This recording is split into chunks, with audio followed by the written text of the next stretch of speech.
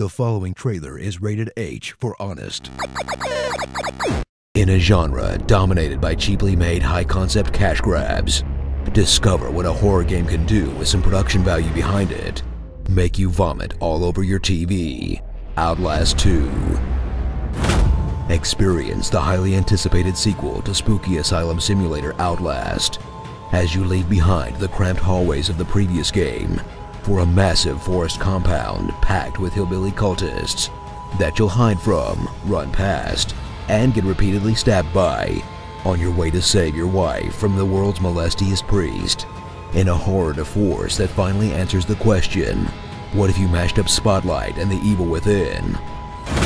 Slap on the bloody bandages of Blake Langerman, a limp-wristed cameraman trying to rescue his journalist wife from an evil cult leader and foghorn leghorn impressionist Sullivan Noth, despite constant hallucinations about his dark past, a camera with the world's worst battery life, and a complete inability to fight even starving syphilitic hobos.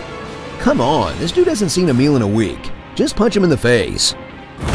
Get ready to challenge your stomach as much as your gaming skills, as Outlast 2 takes you through an absolute smorgasbord of torture porn, with blood and excrement on every surface, constant murders and dick impalements, characters literally being tortured, non-consensual whatever this is, and first-person crucifixion, in a horror game that desperately wants to be edgy and shocking, but just comes off like it's trying too hard.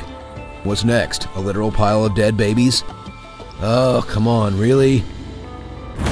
Creep your way through Outlast 2's arduous gameplay sections as you switch between slowly and painfully sneaking around enemy patrols, just running circles around them like you're in a particularly dark Scooby-Doo episode, searching for the next interactable crack in the wall so you don't get insta-murdered for the 5th time, and walking down super dark hallways while you wait for the next jump scare until you finally reach the next bit of underwhelming narrative in a classic horror gameplay loop that's more tedious than engaging, and makes a pretty bad argument for not just watching a Let's Play, as long as you can sit through this stuff. I remember you! So grab that camcorder, down a couple penicillin, and experience a horror game that, for all its cliches, is still pretty scary.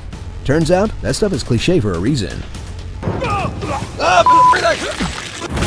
Starring, protag manly name, Not Worth It, Ethan Must Die, Mortal Kombat, Farah and Tor, Needs a Valium, Big Papa STD, and a very loose interpretation of the Bible.